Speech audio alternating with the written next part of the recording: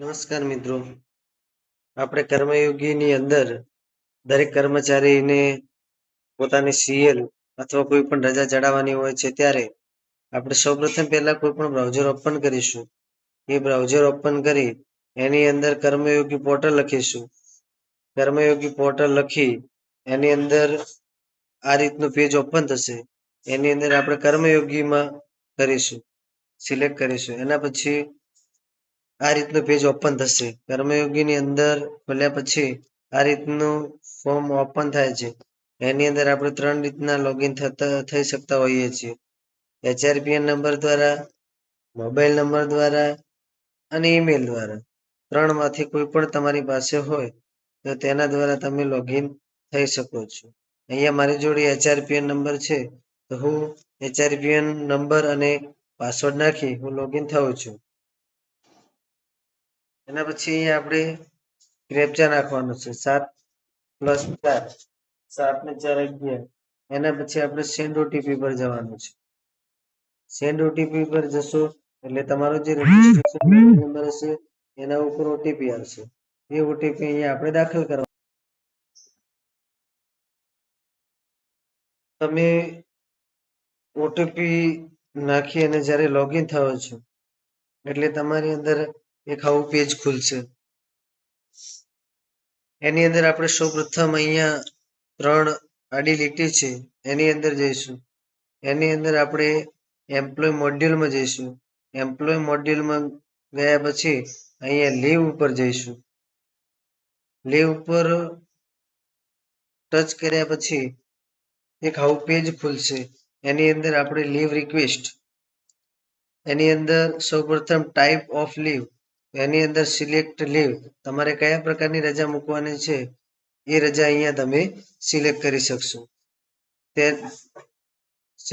રજા સિલેક્ટ કર્યા પછી અહીંયા સ્ટાર્ટ ડેટ, અહીંયા તમે રજા સિલેક્ટ કરશો સીએલ એટલે સ્ટાર્ટ ડેટની અંદર તમારે એ તારીખ લખવાની કે ભાઈ હું આ તારીખે સીએલ રજા ઉપર છું. દાખલા તરીકે અહીંયા હું મારી એક્ઝામ્પલ તરીકે સિલેક્ટ કરું છું કે ભાઈ સીએલ લીવ. અહીંયા સ્ટાર્ટ ડેટ, અહીંયા મારે જે પણ તારીખે સીએલ ઉપર જવાનું હોય એ તારીખ સીએલ ની સિલેક્ટ કરવાની. જેમ કે હું અહીંયા 30 સિલેક્ટ કરું છું તો એ 30/6 સિલેક્ટ થઈ જશે. એન્ડ તારીખ એટલે કે તમે કઈ તારીખથી કઈ તારીખ સુધી જવા માંગો છો. તો હું એક જ દિવસ માટે જવા માંગુ છું તો હું 30 થી 30 એટલે મારી સીએલ રજા 30 થી 30 સુધી થશે. એના પછી સિલેક્ટ હાલ્ફ એટલે કે તમે કેવી રજા ભોગવવા માંગો, full day, first half, second half.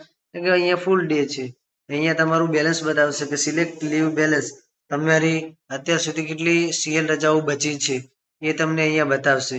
એના પછી ટોટલ નન ઓફ લીવ એપ્લાઇડ ફોર, તમે અત્યારે જે સીએલ રજાની એપ્લાય કરી છે એ કેટલી સીએલ રજાઓ છે તે અહીંયા દર્શાવે છે. એના પછી આપણે head quarter leave start date, તમે કઈ તારીખે હેડક્વાર્ટર છોડવા માંગો છો. તો તમે જે દિવસે રજા હોય જેમ કે 30 તો 30 તારીખે અહીંયા આપણે લખી શકીએ અથવા તો 29/6/2026 ના રોજ અહીંયા હું મારું હેડક્વાર્ટર છોડવા માંગુ છું. હેડક્વાર્ટર લીવ એન્ડ, તમે કઈ તારીખે હેડક્વાર્ટર પર આવી જશો કે હું 31 તારીખે તમારી હેડક્વાર્ટર નહીં, અહીંયા 30/6 તમારું હેડક્વાર્ટર લીવ એન્ડ, તમારો એન્ડ લીવનો ક્યારે પૂરો થાય છે કે 30/6. તમારું અહીંયા રીઝન બતાવવાનું.